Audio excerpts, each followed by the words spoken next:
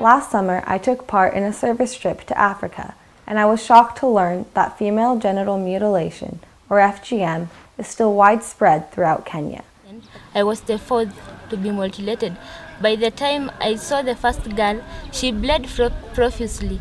Then I excused myself and said that I would like to go for a short call, and I was released. When I get out, I ran away, and when they realized I had gone too far, and I have been shown a husband who will take me.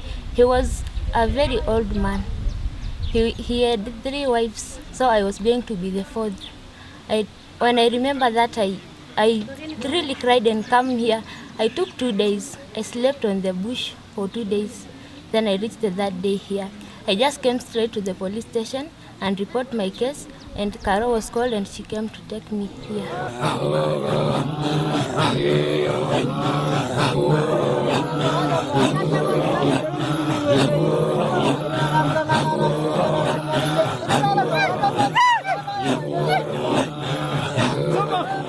Their clitorises and labia will be cut out by razor blades, and their parents will sell them to old men in exchange for cattle.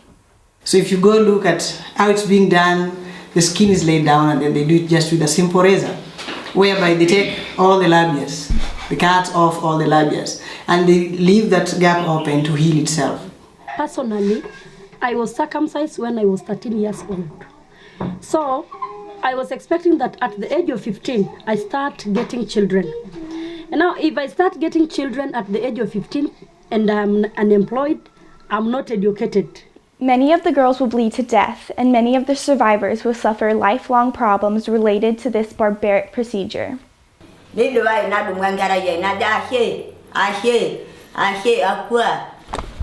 putting down. She cuts, throw, cut and throw. So once they cut it, it will be bleeding. The women bleed until she dies. Because you see now, the blood of delivery and the blood of circumcision, so it becomes a lot of blood. The method that this thing is being done is very dangerous because it can kill always. And most of them are dying. It's not that they're not dying, they're dying. But it's very difficult for these people to let us know they're dying because they know they'll be arrested. Because the government is really putting an eye on that. But it becomes very difficult because it's a community thing. So they join hands into doing it and they will not let anybody know about it. Just think what would happen in the States if someone were to pull a preteen girl out of school, brutally mutilate her private parts, and sell her to an old man who already has 4 wives. We now rebuke, and rebuke. 1. Female circumcision. 2. Unequal opportunity. 3. Early marriages. Kini yuke morara ke more no Maasai bo kinna morara poki mero Maasai le morara nya ko migi yu ina trogi ara serikali migi yu medi dio bagi serikali.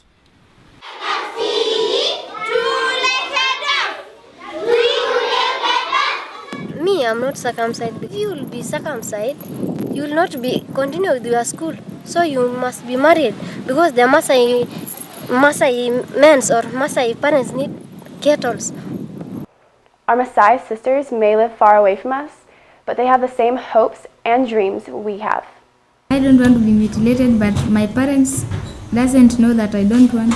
Now if they know, they might even cane me and force me. But if I see it's difficult, I'll run away, go to my relatives' home and seek for help.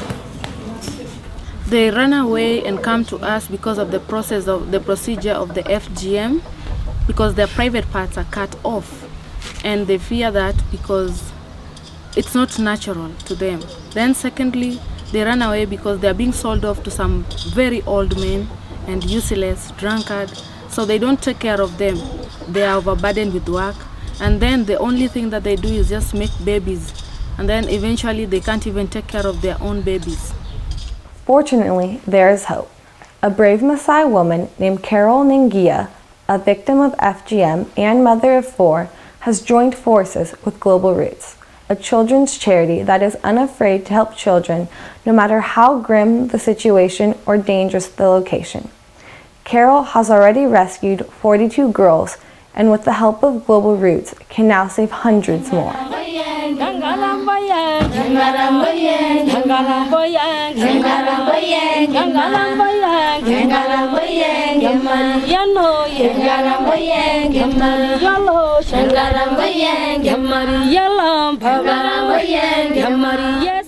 These parents, they are not willing to take these girls to school. But I have come out to support them and defend them in whichever way. They nickname me that my minds are not working, because why should I stay with their kettles? I'm keeping their kettles here. So Maasai men value kettles than girls. If I will be married, they will pay only 4 cows and goats. They even not get money. They just get cows, goats, and some blankets. They'll attack me. Even the boys who want to marry them. Yeah, even those boys who want to marry the girls are my enemies. There's one man who holds me like this, wanted to beat me. But I asked him if he have ever seen rain without clouds.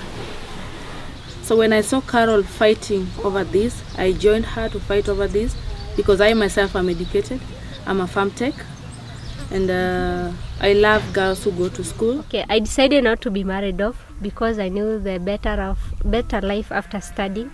So I never wanted to be married because I saw the life of my stepsisters who are married before finishing education and they are not living a happy life at all. If you don't go to school and you have to borrow everything as a wife in the house, they see you as useless and they neglect you. So they go finding other wives, the second and the third and even the fourth wives, and then you remain frustrated. My parents want to marry me off to a man of 75 years old. And I said no, I will not be a sixth wife. I have to learn. And I ran to Madam Caroline. I'm happy to be here because I found Carol. She's a very compassionate woman who take care of me. She used to pay my school fees, although she have difficulties in paying our school fees because we are so many. But I'm glad to be here. It is safe here than home. 6 or 7 in the same bed. Others they sleep down, and others like this ones and the other one. And also we don't have blankets. We just sleep the way we are now. There's no any blanket. In our bed, we used to sleep 8 of us. For me, used to sleep at the other end, and we just sleep. Others used to sleep down on the floor, but we just prefer staying there. We need a rescue center because once they come in, we need at least a place where we can put them. If there are some who are running, they're coming in, but once they go back home, they're forced into doing it. So if we get a rescue center where all these young girls can be settled and then be educated, that will be the best way. I'm not educating them so that they come and help me, but they'll help the society and they'll help themselves. They'll come future leaders. They can be like Karua, Martha Karua, those women in parliament. I just want to study and rescue other girls like me now. They have no say. No FGM for me, no early marriages for me, and I want education. I don't want to get FGM. I don't want to be married early, but I want to have a family, and I don't want to be controlled by anybody. That when I get an husband, I get an husband that you talk together, we talk well, until have a family. Please help us bring an end to this horrific tradition. So I just want people to know about us and to feel the difficulties we are passing with these girls behind me. And this work, I choose to do it because of what I passed personally when I was young. So that is why I'm encouraging these girls to be moral, encouraged, and I need support. If you're as moved by these images as I am, please go to globalroots.org and make a donation by credit card. Global Roots is the only charity financing Carol's efforts, and they have now found a way to convince Maasai parents to keep their daughters in school, out of early marriage, and away from the razor blade of FGM. Kim